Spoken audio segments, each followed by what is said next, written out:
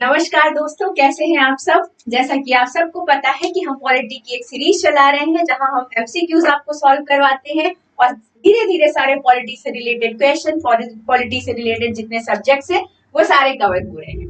कल की क्लास में हमने डीपीएसपी यानी कि नीति निर्देशक तत्वों से रिलेटेड आर्टिकल्स पढ़े थे। हमने जाना था कि डीपीएसपी क्या होता है। ऐसे ही आज की क्लास में हम सब मौलिक अधिकारों के बारे में पढ़ेंगे। मौलिक अधिकारों के बारे में पढ़ने से पहले हमें डायरेक्ट आर्टिकल्स पे नहीं जाना है। अगर हम मौलिक अधिकारों की बात कर रहे हैं तो हमें पता होना चाहिए कि मौलिक अधिकार क्या होते हैं। मौलिक अधिकार हमारे भारतीय संविधान में क्यों लाए गए, कहाँ से लाए गए। आर्टिकल्स तो सब पढ़ते हैं लेकिन उसके पहले हमें मौलिक अधिकारों के बारे में जानना चाहिए। तो चलिए आज एमसीक्यूज के थ्रू हम वो भी जानने का प्रयास करते हैं। जैसे आपके सामने पहला क्वेश्चन है कि भारतीय संविधान में मौलिक अधिकार किस संविधान से लिए गए थे। बताइए, भारतीय संविधान में जो मौलिक अधिकार है वो किस संविधान से लिए गए। आपको याद होगा कि जब मैंने आपको ये पढ़ाया था कि भारतीय संविधान में जो चीजें अडॉप्ट की गई है वो कहाँ से ली गई है या उनके सोर्सेस क्या रहे हैं, तो वहां मैंने आपको ये सब बताया था कि संयुक्त राज्य अमेरिका से क्या लिया गया है, ब्रिटेन से क्या लिया गया है। तो चलिए आप सब मुझे ये बताइए कि जो क्वेश्चन पूछ रहा है कि भारतीय संविधान में मौलिक अधिकार किस संविधान से यानी कि किस देश से लिए गए, बताइए कहाँ से लिए गए। अगर आपने वो वाली क्लास देखी होगी तो आप इसे आसानी से कर पाएंगे। मैंने आपको बताया था कि ब्रिटेन से हमने कौन कौन सी चीजें ली है। ब्रिटेन से हमने ली है एकल नागरिकता। एकल नागरिकता का प्रावधान हमने कहाँ से लिया था, ब्रिटेन से लिया था। फिर आपको मैंने पढ़ाया था कि जो संसदीय शासन प्रणाली वो भी हमने कहाँ से ली है, वो भी हमने ली थी ब्रिटेन से, संसदीय शासन प्रणाली।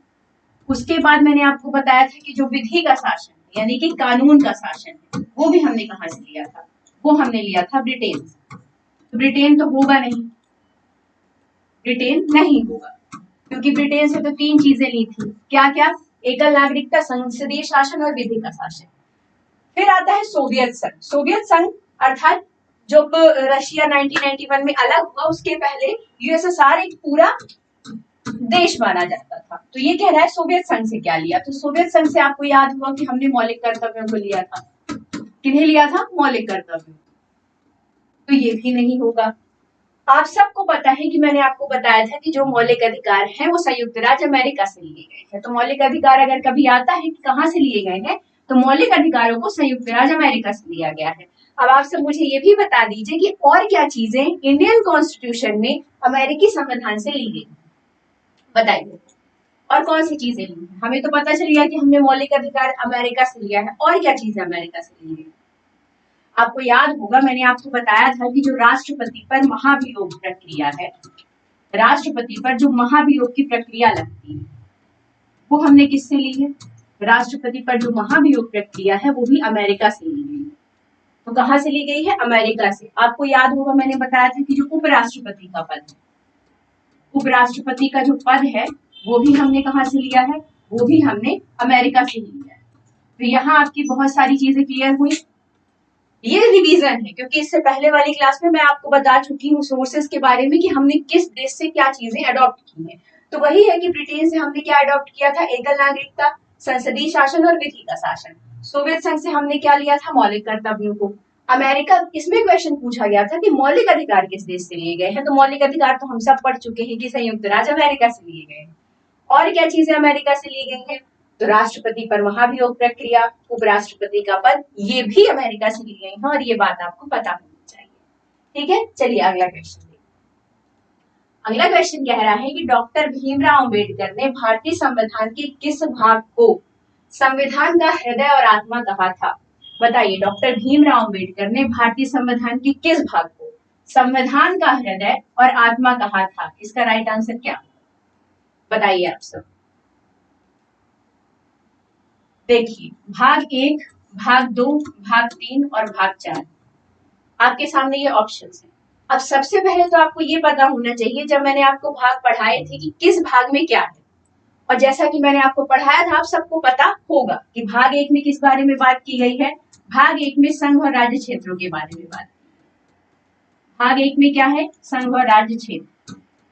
भाग 2 में हमने क्या बात की थी, भाग 2 में है नागरिकता। क्या है भाग 2, नागरिकता। और भाग 3 में हमने क्या बात की थी, भाग 3 में है मौलिक अधिकार, और भाग 4 में क्या था? भाग 4 में डीपीएसपी की बात, डीपीएसपी यानी कि नीति निर्देशक तत्वों की बात है। तो सबसे पहले तो यहाँ ये जानना जरूरी था कि जो ये ऑप्शंस दिए हुए हैं ये किस चीज से रिलेट करते हैं। भाग 1 संघ राज्य क्षेत्र के बारे में बताता है, भाग 2 नागरिकता के बारे में, भाग 3 मौलिक अधिकारों के बारे में, और भाग 4 नीति निर्देशक तत्वों के बारे में। अब पूछा गया है कि किस भाग को संविधान की आत्मा कहा गया, तो मैं आपको बता दूं कि डॉक्टर भीमराव अम्बेडकर ने संविधान की आत्मा भाग 3 को कहा है। भाग 3 अर्थात मौलिक अधिकारों को कहा। तो अगर कभी ये आए कि संविधान का हृदय और आत्मा किसे कहा गया है, तो मौलिक अधिकारों को। एक सवाल ये भी आता है कि मौलिक अधिकारों को संविधान की आत्मा क्यों कहा गया? बताइए, मौलिक अधिकारों को संविधान की आत्मा क्यों कहा गया? मौलिक अधिकार होते क्या है? सबसे पहले तो ये जानना जरूरी है कि मौलिक अधिकार क्या होते हैं। देखिए, क्या होता है कि हम डायरेक्ट आर्टिकल्स पे चले जाएं कि हम आर्टिकल्स पढ़ रहे हैं, इस आर्टिकल में ये है, इस आर्टिकल में ये है। मान लीजिए एग्जामिनर का मूड नहीं है आर्टिकल पूछने का, तो वो आपसे ये सवाल कर ले कि मौलिक अधिकार क्या होते हैं, और आपके सामने 4 ऑप्शन दे दे, और उसमें फिर आपको चूज करना है कि मौलिक अधिकार क्या है। तो आप मुझे क्या बताएंगे कि मौलिक अधिकार क्या होते हैं? मौलिक अधिकार राज्यों के, पहली बात तो राज्यों के विरुद्ध होते हैं।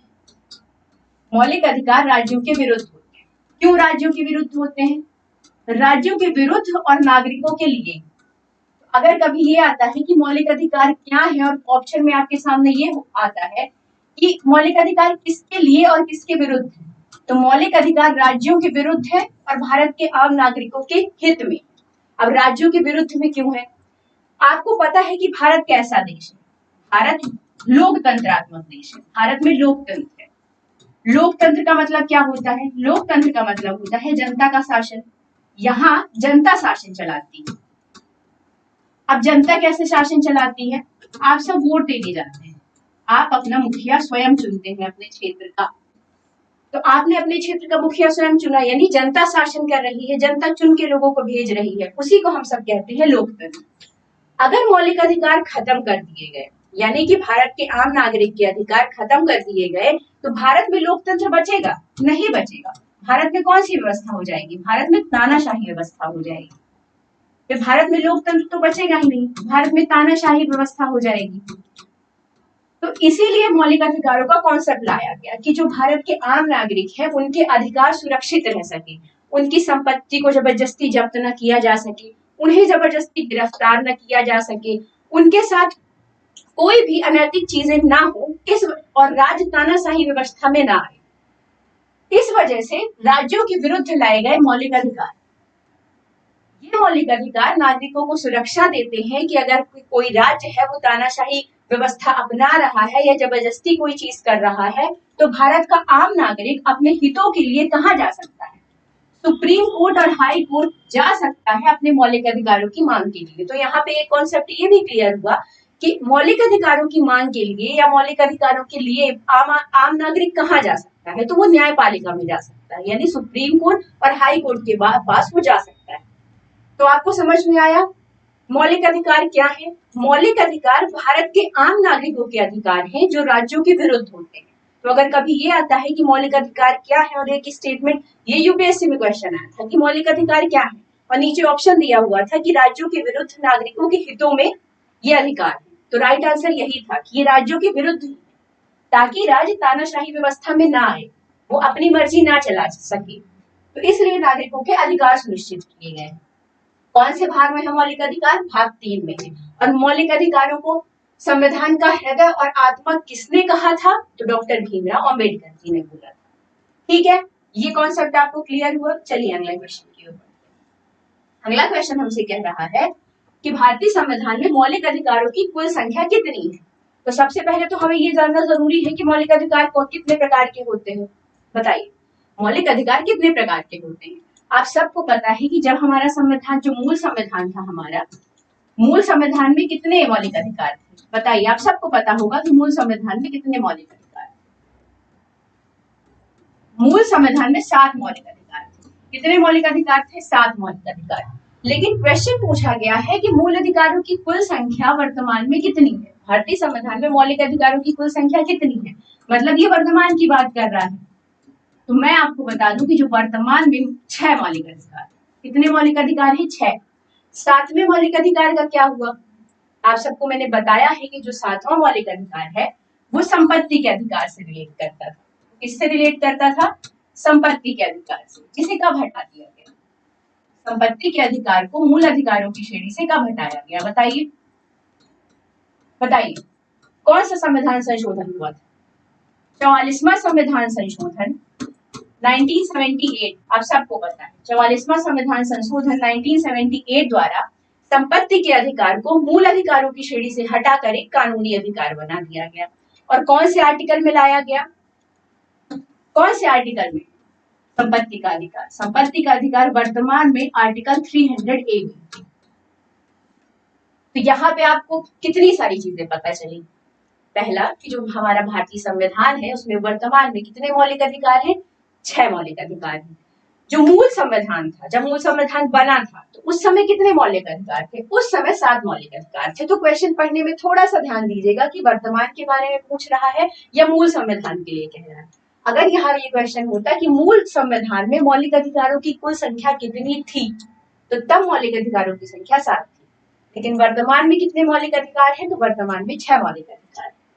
संपत्ति के अधिकार को कब हटाया गया मूल अधिकारों की श्रेणी से? ये भी क्वेश्चन बनता है। तो 44वां संविधान संशोधन 1978, इसके द्वारा संपत्ति के अधिकार को मूल अधिकारों की श्रेणी से निकालकर एक कानूनी अधिकार बनाया गया। और वर्तमान में ये किस आर्टिकल में है? वर्तमान में ये 300A में। तो ये चीज आपको क्लियर होनी चाहिए कि वर्तमान में जो संपत्ति का अधिकार है वो आर्टिकल 300A में। मैं आशा करती हूँ आपको ये चीजें समझ में आ रही होंगी। यहाँ पे एक चीज और मैं आपको बताना चाहूंगी कि जब हम पढ़ ही रहे हैं कि 6 प्रकार के मौलिक अधिकार होते हैं, 6 प्रकार के मौलिक अधिकार कौन कौन से?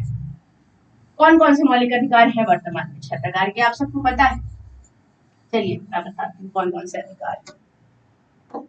6 प्रकार के मौलिक अधिकार है। पहला है समता का अधिकार यानी समानता का अधिकार। समानता का अधिकार। समानता का अधिकार कौन से आर्टिकल में है?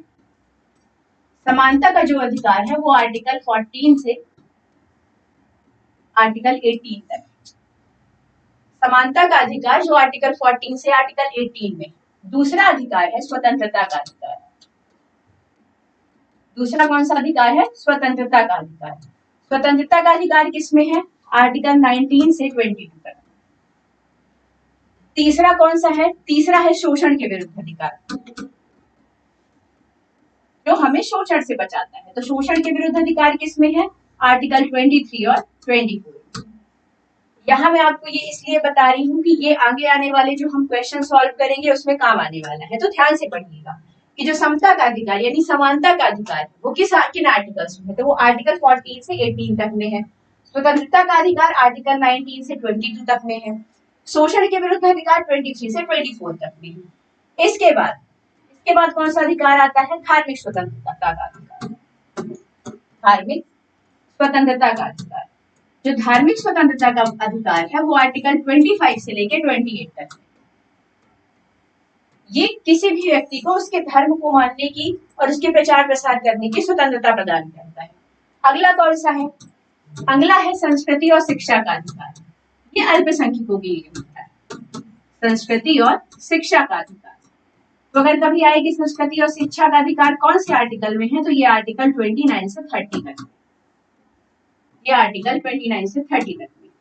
फिर आता है संवैधानिक उपचारों का अधिकार। फिर क्या आता है? संवैधानिक उपचारों का अधिकार। संवैधानिक उपचार क्या होते हैं? संवैधानिक उपचार क्या होते हैं बताइए। संवैधानिक उपचारों के तहत ही भारत का कोई भी नागरिक सुप्रीम कोर्ट या हाई कोर्ट में जैसे ये संवैधानिक उपचारों का अधिकार आर्टिकल 32 में, तो इसके अनुसार कोई भी भारत का नागरिक अपने अधिकारों की रक्षा के लिए सुप्रीम कोर्ट जा सकता है। तो ये उपचार प्रदान करते हैं। नागरिकों के जो अगर अधिकारों का हनन हो रहा होता है तो वो उनके लिए उपचार प्रदान करते हैं। तो संवैधानिक उपचारों का जो प्रावधान है वो आर्टिकल 32 में है, ये आपको याद रखना है। तो आपने कितने तरह के मौलिक अधिकार पढ़े? समानता का अधिकार आर्टिकल 14 से 18 तक में, स्वतंत्रता का अधिकार आर्टिकल 19 से 22 तक में है, शोषण के विरुद्ध अधिकार 23 से 24 तक में है। ये आपको ध्यान रखना है क्योंकि जो हम अभी एमसीक्यू सॉल्व करने वाले हैं उसमें ये बार बार आएगा, तो वहां आपको कंफ्यूज नहीं होना है। धार्मिक स्वतंत्रता का अधिकार 25 से लेके 28। संस्कृति और शिक्षा का अधिकार किससे संबंधित है? अल्पसंख्यकों से संबंधित है और ये आर्टिकल 29 से 30 तक में है। और संवैधानिक उपचारों का अधिकार आर्टिकल 32 में है। संवैधानिक उपचार क्या होते हैं? अगर भारत के आम नागरिकों के मौलिक अधिकारों का हनन हो रहा है तो वो अपने अधिकारों की रक्षा के लिए सुप्रीम कोर्ट जा सकते हैं। सुप्रीम कोर्ट उन्हें उसके लिए उपचार प्रदान करता है। आर्टिकल 32 में संवैधानिक उपचारों का अधिकार है, इसी के तहत सुप्रीम कोर्ट रिट जारी करता है। ठीक है, हम आगे जानेंगे कि क्या होती है नेक्स्ट। चलिए अगला क्वेश्चन देखते हैं। अगला क्वेश्चन है कि भारतीय संविधान में मौलिक अधिकारों का प्रवर्तन किसके द्वारा किया जाता है? भारतीय संविधान में मौलिक अधिकारों का जो प्रवर्तन है वो किसके द्वारा किया जाता है? प्रवर्तन मतलब लागू किसके द्वारा करवाए जाते हैं मौलिक अधिकार? अभी मैंने आपको बताया कि मान लीजिए आपके मौलिक अधिकारों का हनन हो रहा है तो संवैधानिक उपचारों के तहत यानी कि आर्टिकल 32 के तहत आप सुप्रीम कोर्ट जा सकते हैं। बिल्कुल। तो क्या यहाँ पे अगर आपके मौलिक अधिकारों का हनन हो रहा है और आपको उन्हें लागू करवाना है तो सुप्रीम कोर्ट किस में आएगा? न्यायपालिका के अंतर्गत आएगा ना। सुप्रीम कोर्ट किस में आएगा? सुप्रीम कोर्ट न्यायपालिका के अंतर्गत आएगा। यहाँ पे एक कॉन्सेप्ट समझना और जरूरी है। बहुत सारे बच्चों को ये कंफ्यूजन होता है कि सुप्रीम कोर्ट रिट जारी करता है, सुप्रीम कोर्ट रिट जारी करता है और सुप्रीम कोर्ट किस आर्टिकल के तहत रिट जारी करता है? आर्टिकल 32। क्या सुप्रीम कोर्ट के अलावा हाई कोर्ट के पास भी रिट जारी करने की शक्ति होती है? इसमें बच्चों को बहुत कंफ्यूजन होता है। बिल्कुल, हाई कोर्ट भी रिट जारी करता है। मौलिक अधिकारों की रक्षा के लिए हम हाई कोर्ट भी जा सकते हैं। और हाई कोर्ट किस आर्टिकल के अंतर्गत रिट जारी करता है? हाई कोर्ट आर्टिकल 226 के अंतर्गत रिट जारी करता है। तो ये आपको बात बिल्कुल पता होनी चाहिए और यहाँ आपको बिल्कुल कंफ्यूजन नहीं होना चाहिए इस चीज में, क्योंकि ये बहुत इंपॉर्टेंट कॉन्सेप्ट है। बहुत सारे लोगों को लगता है, क्योंकि हम हमेशा से क्या क्वेश्चन पढ़ते चले आ रहे होते हैं कि जो मौलिक अधिकारों का जो संरक्षक है वो सुप्रीम कोर्ट है, मौलिक अधिकारों का संरक्षक सुप्रीम कोर्ट है। बिल्कुल सही बात है, लेकिन मान लीजिए कभी घुमा के क्वेश्चन पूछा कि क्या हाई कोर्ट के पास भी रिट जारी करने की शक्ति होती है? और रिट क्या होती है? आपके मौलिक अधिकारों की रक्षा के लिए जो न्यायपालिका है, न्यायपालिका के अंतर्गत सुप्रीम कोर्ट भी आता है और हाई कोर्ट भी आता है। कुछ रिट जारी करती है जिसके तहत हम न्यायपालिका में जाके अपने अधिकारों की मांग कर सकते हैं। तो क्या हाई कोर्ट भी रिट जारी करता है? हाँ, आर्टिकल 226 के तहत जो हाई कोर्ट है वो भी रिट जारी करता है। तो यहाँ आपको बिल्कुल भी कंफ्यूजन नहीं होना चाहिए कि सिर्फ सुप्रीम कोर्ट करता है। सुप्रीम कोर्ट आर्टिकल 32 के अंतर्गत और हाई कोर्ट आर्टिकल 226 के अंतर्गत। तो यहाँ आपको ये बात समझ में आई। मैं आशा करती हूँ यहाँ आपको ये कंफ्यूजन बिल्कुल भी नहीं होगा कि सिर्फ सुप्रीम कोर्ट रिट जारी करता है। बिल्कुल नहीं, हाई कोर्ट भी रिट जारी करता है और किस आर्टिकल के तहत? आर्टिकल 226 के अंतर्गत। ठीक है, चलिए अगला क्वेश्चन देखते हैं।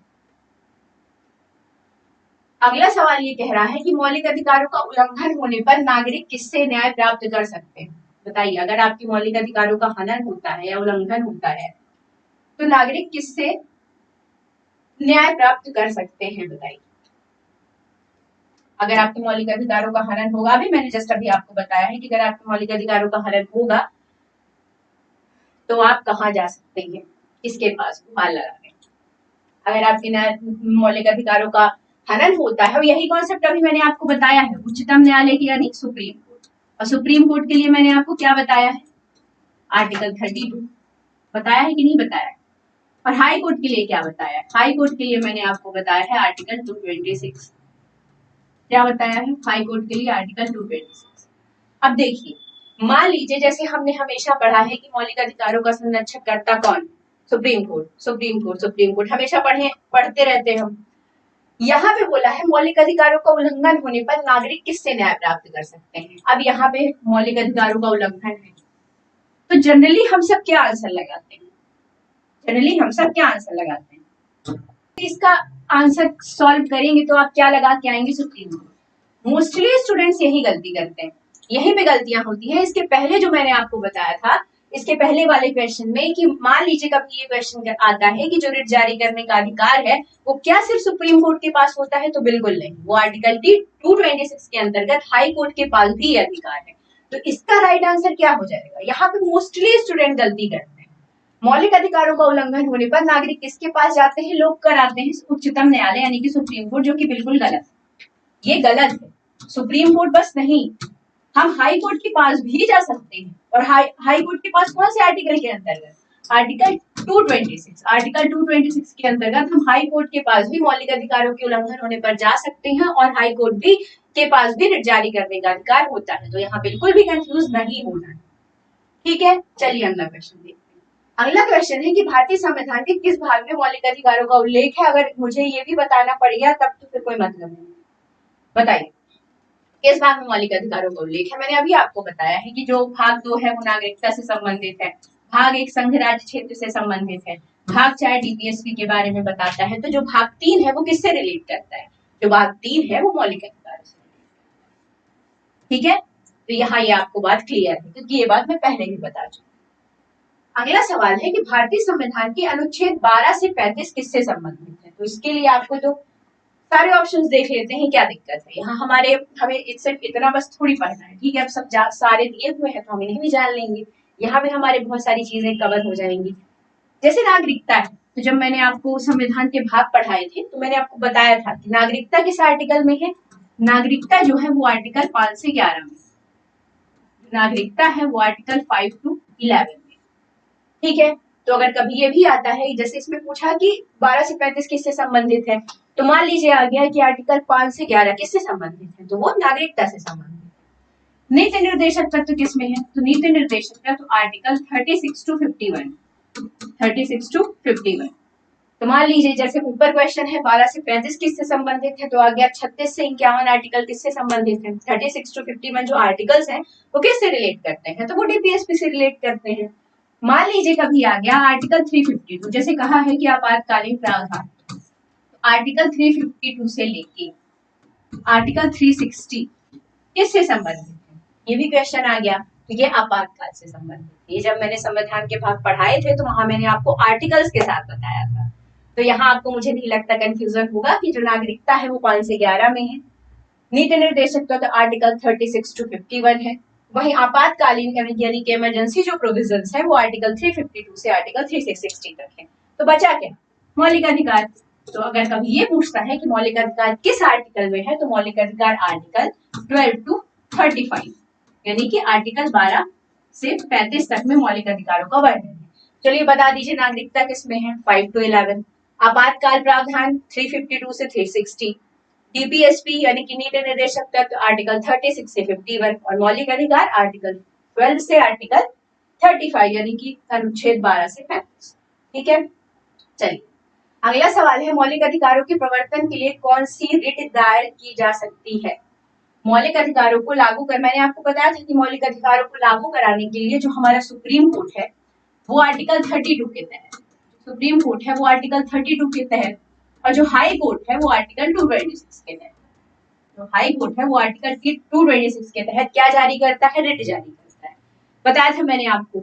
तो वो रिट कौन सी होती है? यही वो रिट्स है, ये जो सारी दी गई है यही रिट। इनके माध्यम से कोई भी व्यक्ति अपने मौलिक अधिकारों की मांग के लिए सुप्रीम कोर्ट या हाई कोर्ट जा सकता है। जैसे हैबियस कॉर्पस है, इंजंक्शन है, मैंडेट है।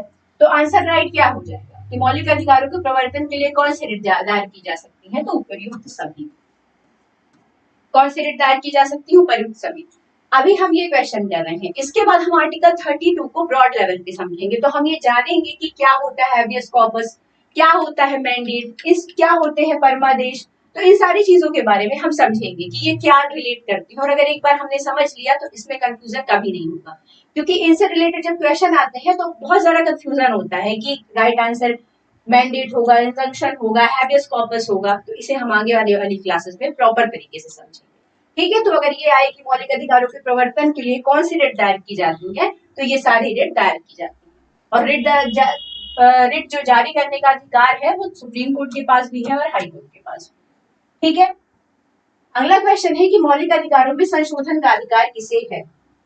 आप ये बताइए कि अगर आपको ये अधिकार नागरिकों को दिए जाने हैं कि नागरिकों को जीवन जीने की स्वतंत्रता का अधिकार है, ये अधिकार दिया गया, तो कानून कौन बनाएगा? इस चीज का कानून कौन बनाएगा कि जो भारत के आम नागरिक हैं उनको जीवन जीने का अधिकार है? ये तो एक कानून ही है।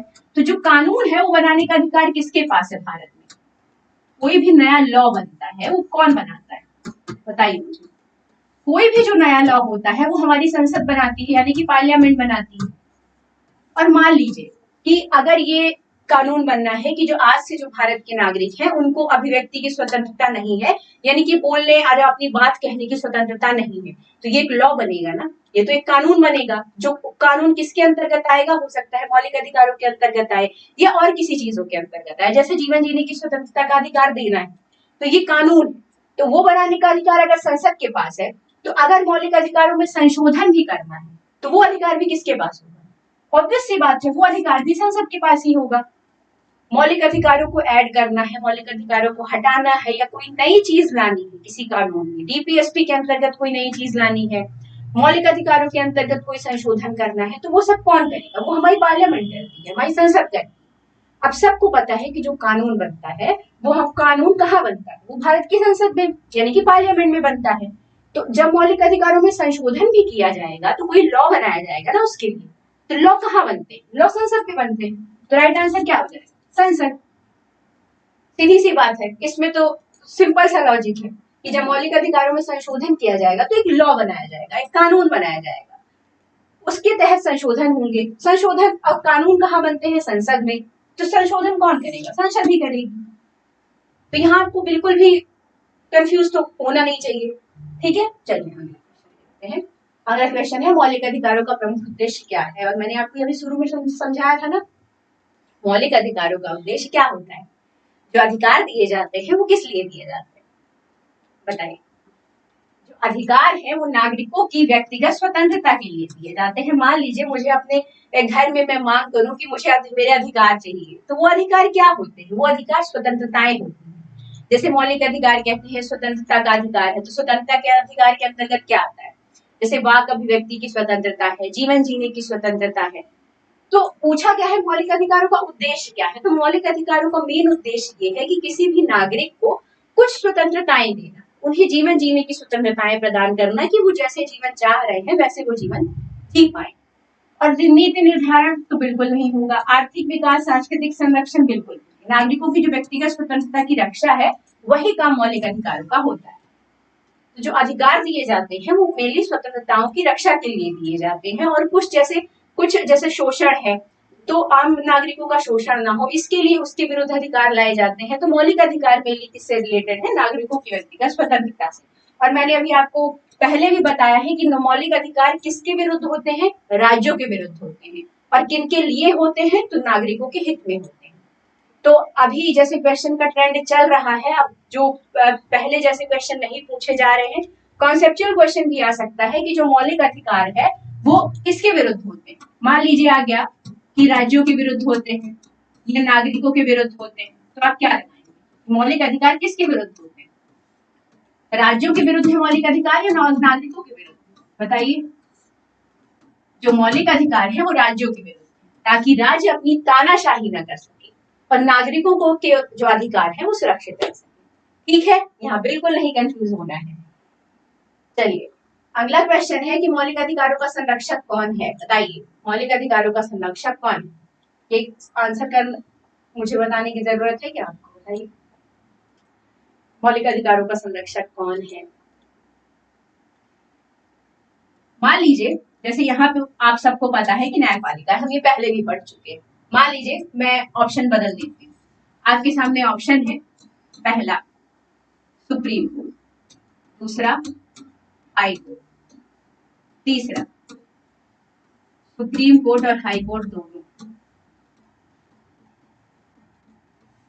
और चौथा है कोई नहीं।